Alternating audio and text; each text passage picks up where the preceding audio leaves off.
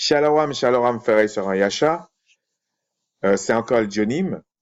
Alors, une petite vidéo pour, c'est pas une mise au point, non, c'est juste pour recentrer ce que j'ai voulu dire dans l'ancienne vidéo, juste avant, où je parlais du judaïsme, ok?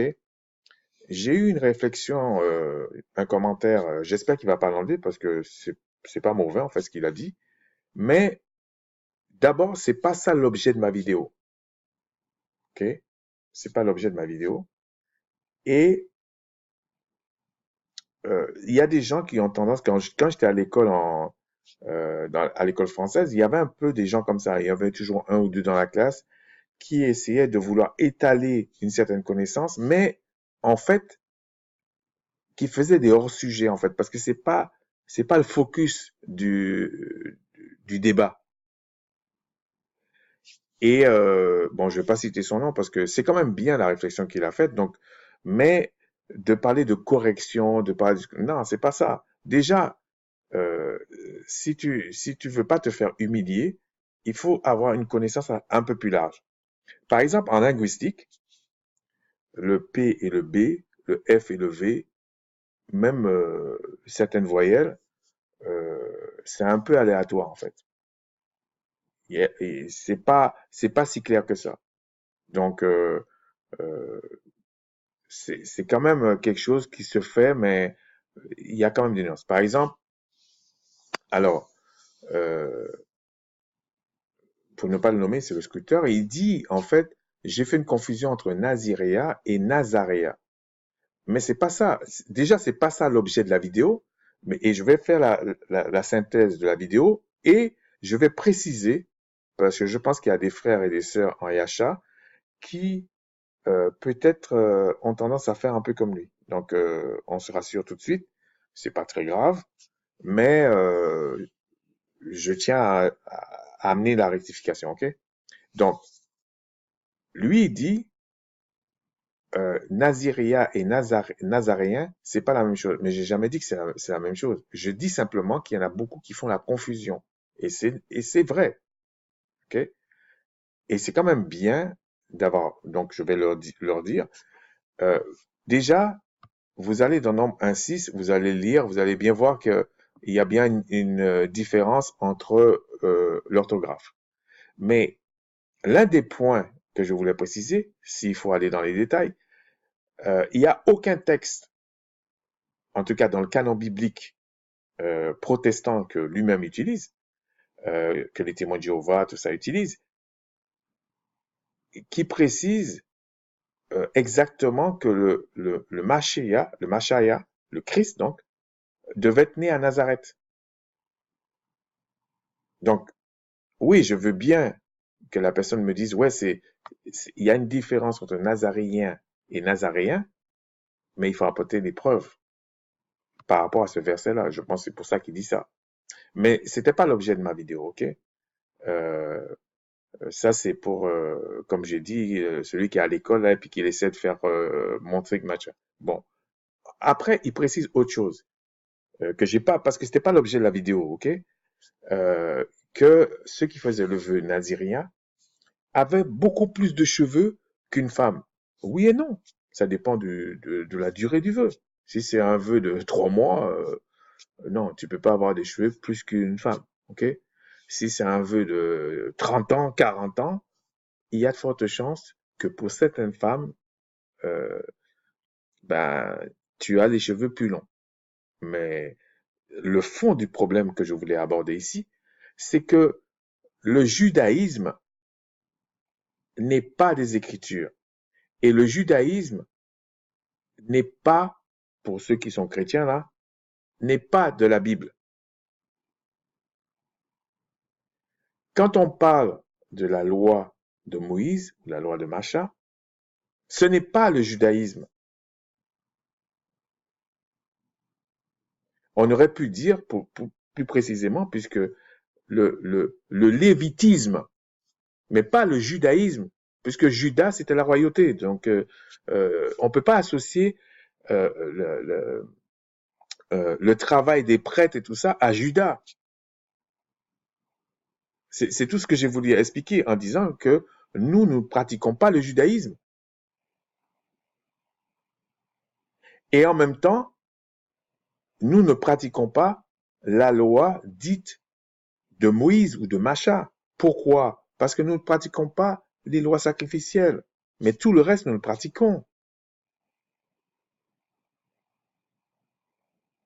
À ce propos, euh, j'ai pas voulu aborder la question dans cette vidéo-là, mais on verra une autre fois, si le Tout-Puissant le permet, que la dîme, il y a beaucoup de personnes qui disent que la dîme n'est pas d'actualité. Oui et non. Nous ne sommes pas dans les conditions de la dîme. Mais c'est pas que la dîme n'est pas d'actualité. Si on remet le temple, on remet les Lévites, on remet tout ça, il y aura encore la dîme. Parce qu'on sera dans on va dire, des, des, des conditions de la dîme. C'est tout. Je veux dire, il y a, on emploie certains mots, on fait certaines choses, mais c'est pas très juste. Quand on dit, par exemple, oui, la dîme n'est pas d'actualité, c'est pas ça en fait. C'est qu'on n'est pas dans les conditions d'une dîme. Voilà, c'est comme ça. Donc, oui, on peut dire, c'est pas d'actualité. Mais quand on analyse, c'est pas vraiment ça en fait. Donc, c'est pas qu'il n'est pas d'actualité, mais on n'est pas dans les circonstances pour encore faire des dîmes. C'est tout. Donc, il n'y a pas de dîme. Maintenant, donc je reprends. Le judaïsme, c'est ça que j'ai expliqué dans la vidéo. Le judaïsme n'est pas biblique, n'est pas des Écritures. La loi de Moïse ou la loi de Macha, j'aime pas tellement dire ça, mais on va dire la loi révélée à Macha. La partie sacrificielle, nous ne le faisons pas puisque c'est Yahcha, c'est le Christ qui a accompli cette partie-là. C'est pour ça qu'il dit qu'il n'a pas aboli les choses.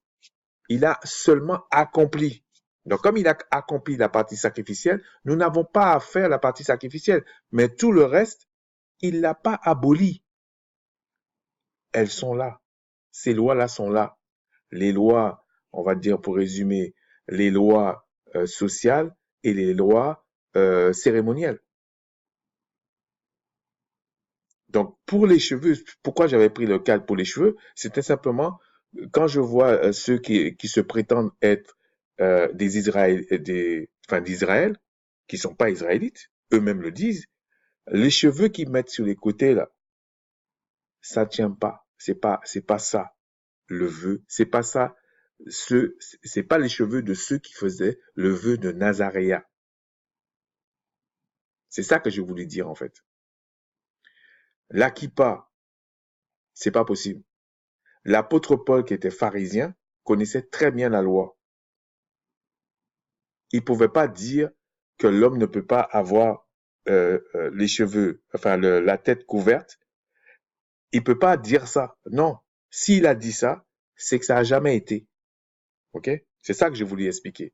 Et quand j'ai pris le turban ou le mitre, c'est que le fond de la tête, il n'était pas couvert. C'est comme un turban. Donc, ça dépend des traductions. Des fois, ils disent bonnet, des fois, on revient sur turban, etc. Mais dans certaines cultures, il y a ce turban. C'est tout ce que j'ai voulu dire. Donc, et je pouvais prendre encore d'autres cas. Et une chose que j'ai dit qui est très importante, qu'il n'a pas relevé, c'est le sacrifice expiatoire chaque année. Puisque ils disent que le Machaya n'est pas encore venu, même pas revenu, venu. Donc s'il n'est pas encore venu, il doit avoir un souffrant sacrificateur, il doit avoir le temple, il doit avoir bon, ils vont trouver des explications pour dire que le temple n'existe pas, ok, que ça a été détruit, pas de problème. Mais à ce moment-là, leurs péchés de chaque année là ne sont pas couverts parce qu'ils se disent tous ils laissent croire comme si ils sont de Juda et ça a donné de judaïsme. C'est comme si on disait, ça c'est le, comment je peux dire, c'est lié à la royauté. Juda est lié à la royauté. C'est pas comme les Lévites.